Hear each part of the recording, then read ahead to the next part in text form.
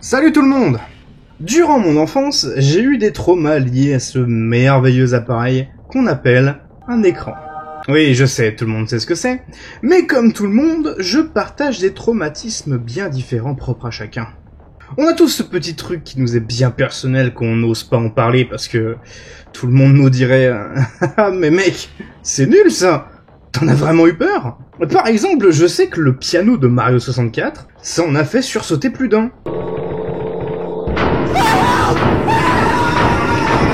Et ben moi, pas du tout. Déjà parce que moi, je n'ai jamais vraiment eu peur de Mario 64, et que je voyais la chose venir gros comme une maison. Mais laissez-moi vous guider dans mes traumas qui me sont bien personnels dans cette vidéo spéciale pour Halloween.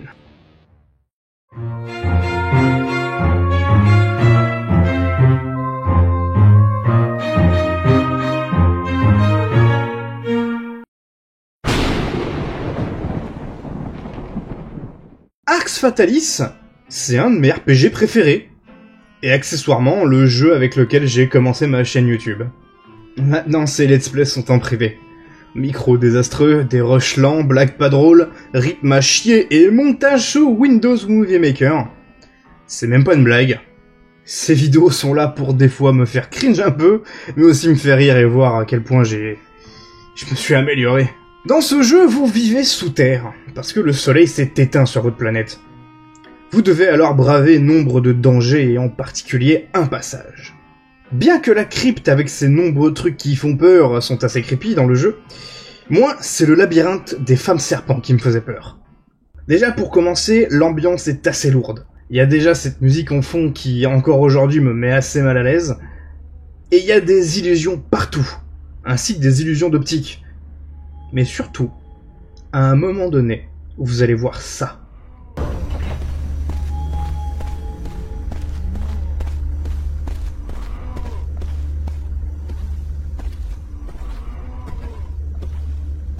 Cette ombre, moi, elle me faisait faire des cauchemars. Parce que vous la voyez toujours au loin, vous fuir. Et dès que vous l'atteignez, elle disparaît d'un seul coup. Vous pouvez la voir à plusieurs reprises dans ce niveau.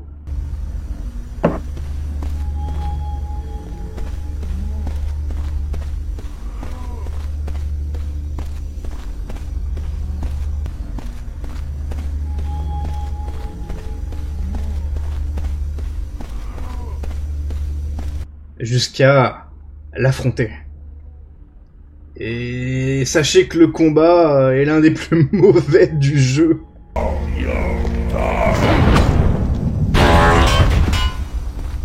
Mal. Le truc qui m'a bien fait peur prend à peine quelques coups avant de crever.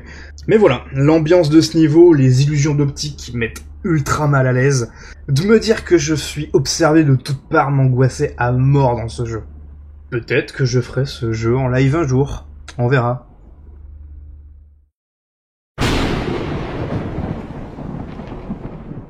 Doom 64, c'est resté pendant longtemps le seul Doom que je pouvais jouer. N'ayant à l'époque que les CD des deux premiers Doom, et le fait que je les ai poncés jusqu'à en crever et que les CD étaient limite morts, et le fait que les jeux ne passaient pas sous Windows 7, eh bien à part Doom 3, je ne possédais que Doom 64 que mon papa avait craqué. La bonne vieille époque des téléchargements illégaux qui prenaient 3 jours, où t'étais même pas sûr d'avoir le jeu parce que t'avais 2 chances sur 3 d'avoir un film de cul. Mais du coup, le jeu, je l'ai poncé, fini et refini. Mais au début, je n'arrivais pas à le finir, à cause d'un niveau. J'en avais déjà parlé dans mon premier iceberg sur ma chaîne, mais Doom 64 possède des OST bien différentes des deux premiers Doom. Au lieu de musique dynamique, en format MIDI, nous avions des sons d'ambiance très creepy. Et moi, celui de cette map, juste, je pouvais pas le passer.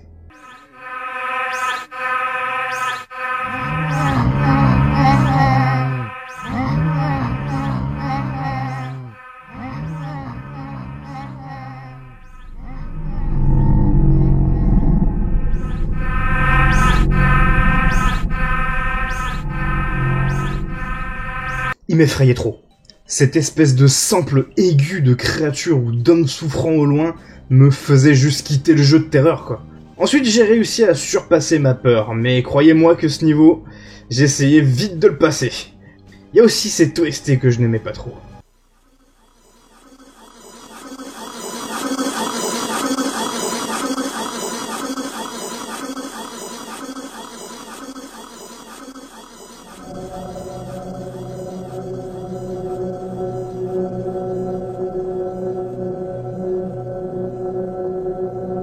Mais voilà, je vous invite à faire Doom 64 si vous ne l'avez jamais fait, c'est un excellent Doom.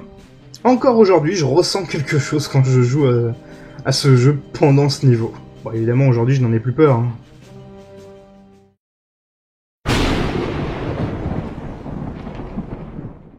Dans Pokémon Perle ou Diamant, ou même Platine, ou même Perle scintillante et Diamant étincelant, près de la forêt de Vestigion, vous avez une maison hantée.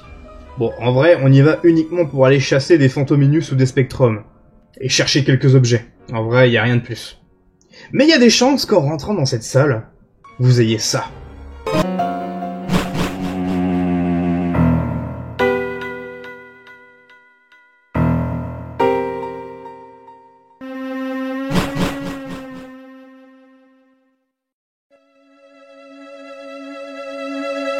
Je m'en souviens, quand j'ai découvert ça, j'étais en vacances avec mes parents, ce truc m'empêchait littéralement de dormir. Tout simplement, ça m'a effrayé. Couplé avec la musique que je n'aimais pas non plus, alors que en vrai, c'est une musique Pokémon quoi. Mais voilà, ces fantômes, je trouvais que ça n'avait rien à faire dans un jeu Pokémon, et ça m'a effrayé. Il y a aussi d'autres trucs dans le château qui font peur, genre ce tableau qui te suit du regard et qui ferme les yeux quand tu t'en approches. Bon, à présent, j'en ai plus rien à foutre, hein. C'était vraiment une petite peur passagère.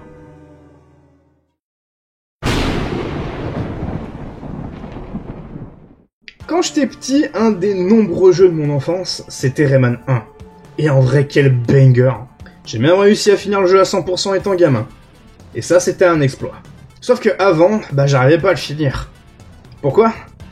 Parce que, arrivé au monde 3, le monde de la montagne, vous rencontrez le boss de la zone dès le début, Mr. Stone. Et moi, il me faisait flipper.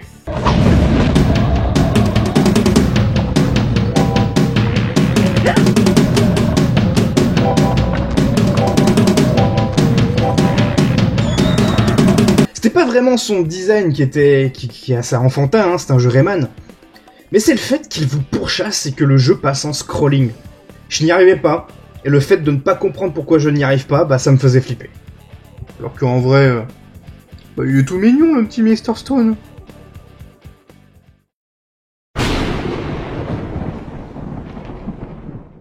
Beyond Good and Evil rentre facilement dans mon top 5 de mes jeux préférés de tous les temps. C'est un jeu développé par Ubisoft, à l'époque où ils savaient faire des bons jeux. Hein. Dans ce jeu, vous êtes une reporter qui est dans un clan rebelle contre les sections Alpha, l'armée qui dit protéger la population contre les Doms, une race extraterrestre qui veut kidnapper les humains pour les transformer en Doms. Sauf qu'au long du jeu, on apprend que les sections Alpha sont de mèche avec les Doms, et qu'à la place de protéger la population, c'est eux qui aident aux enlèvements. Il y a un niveau qui est le 3e gros niveau du jeu, qui vous amène directement dans le quartier des abattoirs. Et juste déjà, ce niveau me faisait peur. L'ambiance du niveau, le fait que le nom abattoir soit un peu violent, ça me foutait un peu la frousse quand j'étais gosse. Ou même encore aujourd'hui, quand j'ai refait le jeu cette année, avec l'édition Anniversary, ça me fout une mauvaise vibe d'entrer dans ce niveau. Mais ce qui m'a le plus effrayé, c'est ça. Allez-y, je couvre vos arrières. N'oubliez pas de prendre une photo.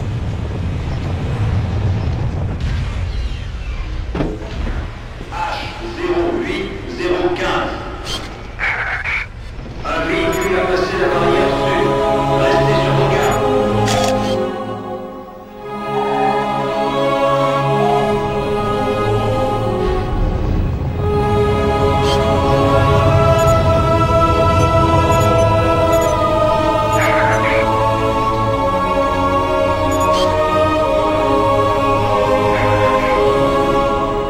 Cette musique peut sembler complètement anecdotique pour vous, mais pour moi, ça m'effrayait. Couplé au fait que vous prenez en photo des gens kidnappés qui ne peuvent rien faire, les yeux grands ouverts et sans vie, ça me mettait vraiment mal. Maintenant j'arrive à passer ces niveaux tranquilles, mais ouais, j'aime vraiment pas ces niveaux. Je les passe en général très très vite.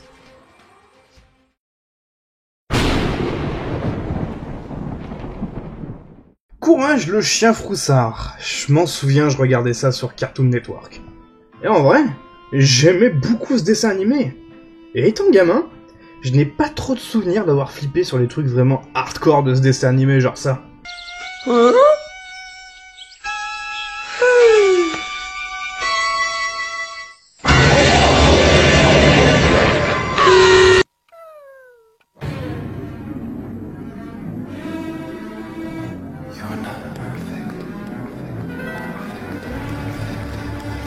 Non, moi, il y a un seul truc qui m'a bien fait flipper. C'est cet épisode.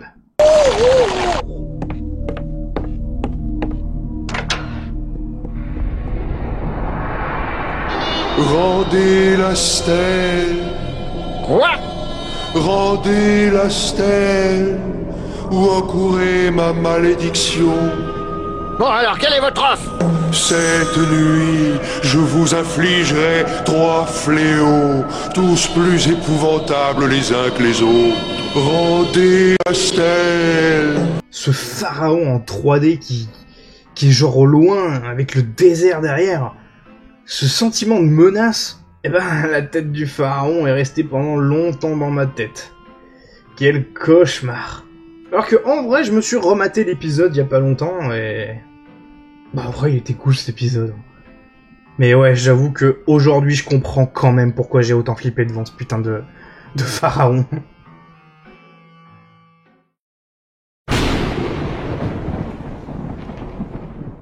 Le Momo Challenge. On sort un petit peu de l'univers vidéoludique pour passer au Momo Challenge. Vous vous souvenez de ce truc de merde ?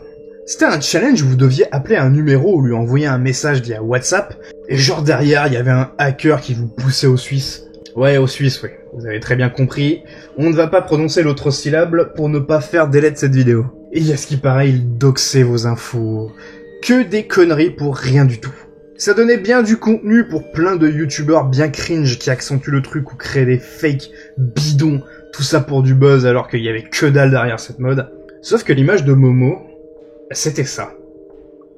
Moi, cette image, quand je l'ai vue, ça m'a vraiment foutu un froid dans le dos, et c'est resté pendant longtemps dans ma tête durant la nuit. J'ai détesté cette image, elle me faisait flipper quoi qu'il arrive. Alors que, en plus, l'image ne provient même pas du challenge, enfin disons qu'elle n'a pas été créée pour le challenge, mais ça vient de cet artiste qui a créé cette statue.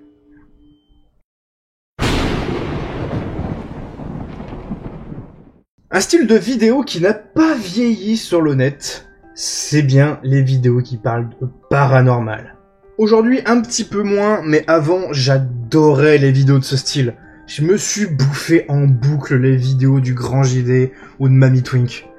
Sauf qu'après ça, j'avais toujours ma curiosité morbide qui me poussait volontairement à regarder plus. Top 10 de fantômes ou de créatures capturées en caméra. Ça me gardait éveillé.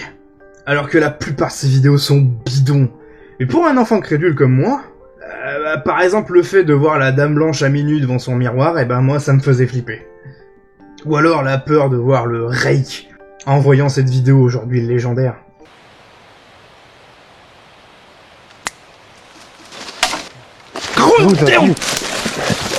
Ou alors les vidéos d'OVNI. Ça me faisait bien flipper, mais j'adorais ça. J'ai passé plusieurs nuits à regarder le ciel pour voir si j'en voyais un. Aussi pour l'anecdote, il y a pas longtemps, j'ai assisté à un convoi de satellites. Ça ressemble à ça. Au début, ça surprend, mais franchement, c'est assez joli à voir. Je pense qu'on voit que ça qu'une seule fois dans une vie. Je suis content de l'avoir assisté. Et après, il y a eu bien sûr les vidéos gore. Mais là, on est à un stade où ça choquerait n'importe qui. Même genre sur Facebook à l'époque, j'avais vu une vidéo d'une femme qui se faisait genre violemment renverser. Putain, en mode, pourquoi je vois ça? Ou alors, il y a une personne qui s'entraînait au couteau de lancer, je m'en souviens, et il se prend un énorme coup de couteau entre les deux yeux. Avec du recul, je pense que ces vidéos sont complètement fake. Mais l'imagerie était assez violente. Je ne pense pas que j'arriverai à retrouver ces vidéos aujourd'hui. Je n'en ai pas envie, tout simplement. Genre vers 2012-2013, j'avais vu ce genre de vidéo sur Facebook. Mais récemment aussi, enfin récemment, je dirais, il y a 4 ans, j'ai vu la vidéo du gars qui se tire un coup de fusil à pompe dans la tête sur son canapé, ou bien la vidéo TikTok du gars qui fait un live et se tire une balle dans la tête aussi. Je veux plus jamais revoir ces vidéos de ma vie. Ou alors tout simplement les trucs Facebook en mode ouais blablabla, y a une fille qui est morte, mon cul sur la commode. Si tu ne repostes pas et que tu ne partages pas ça à 15 amis, la fille va venir te hanter. J'étais crédule et j'y croyais quand j'étais petit. Ouais, j'ai repartagé ce truc à la con plusieurs fois. Ouais. Il y a des claques qui se perdent. Voilà, je pense avoir tout dit.